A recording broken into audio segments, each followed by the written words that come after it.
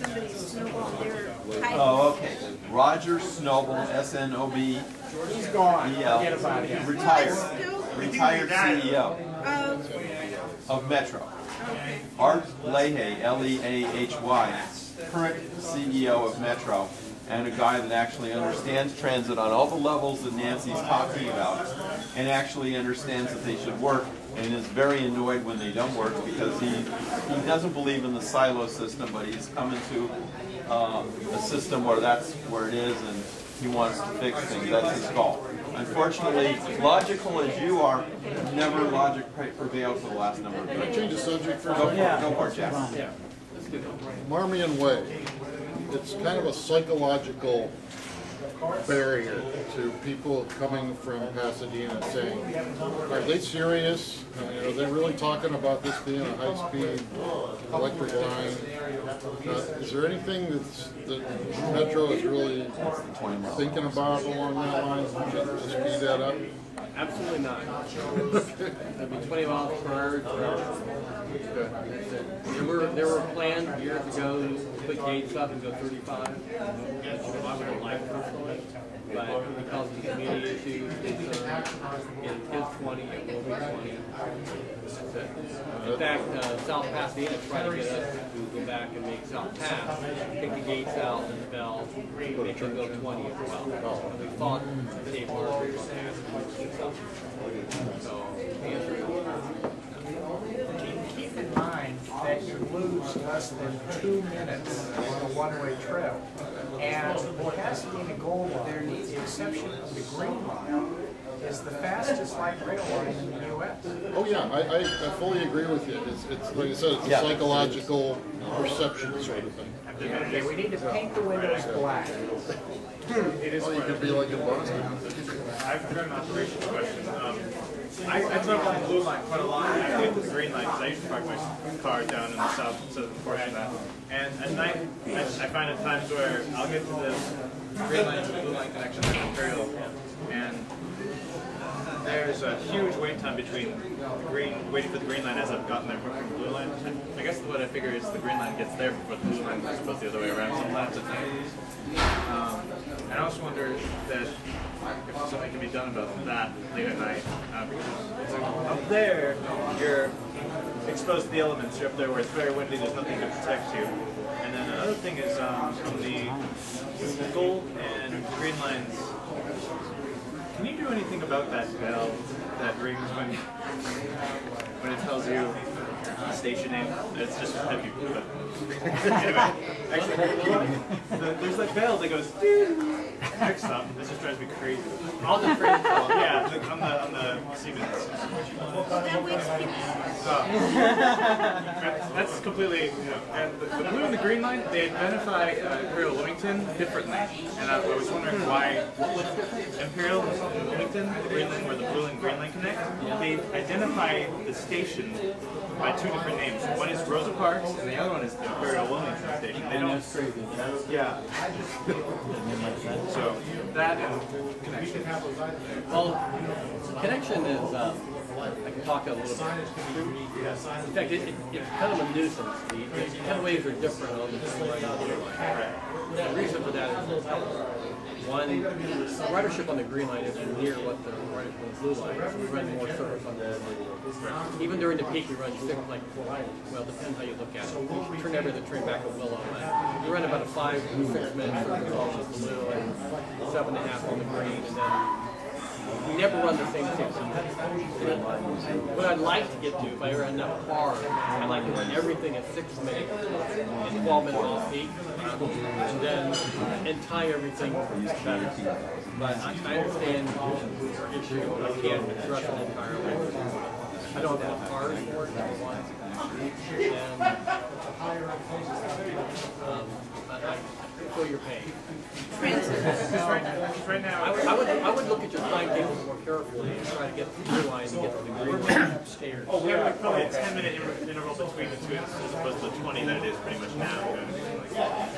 should be 12. I think it's something like I'm there for. Not unless you're there late at night. Yeah, that's what I mean. Late at night.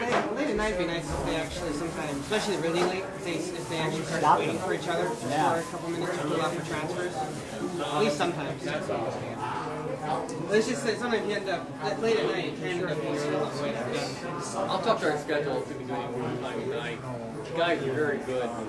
Rochelle stuff that we've been trying to make the timing work out as best as he is. Maybe you just got some bad luck. How often does that happen?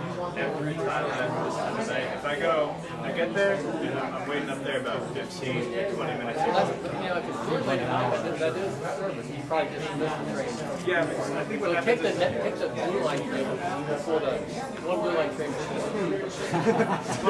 There you go. They're both running at 20 minutes, and I think what happens is this one gets here at like 20, and this one got here at 19 minutes. What direction are you heading? I'm going south and then west. Because I think I usually see the eastbound train come right after. You're heading towards Redondo. I'm going around. I'll talk to her. And just in general, like, I've always wondered with like the green line being as it is in the middle of the freeway exposed. I'm not sure if you ever seen, but like some rail networks have a thing where they have the platforming closed, and they'll have like a glass door or whatever. Yeah, something like that. How many millions of dollars? But I mean, for something like that, especially like today, if you're up there, I'm pretty sure that's probably the least favorite place in your whole life right now. You know? Yeah, it's true. If you go past the line, If you go to the main floor over there, the company store, they sell some very nice windbreakers with the logos. Speaking of scheduling and timing, on the red and the purple lines, they have the ultimate in grade separation. Trains frequently do not run according to the posted schedule. They frequently run 1 to 2, sometimes 3 minutes early. well, they should. They consistently do. They do that. Yes. Well, that's a problem. Which route? I will look at it. Red and purple. Yeah, I think either That is a I problem. sent an email either to you or Because I'll always to Bruce, especially coming from the Valley and the Hollywood areas.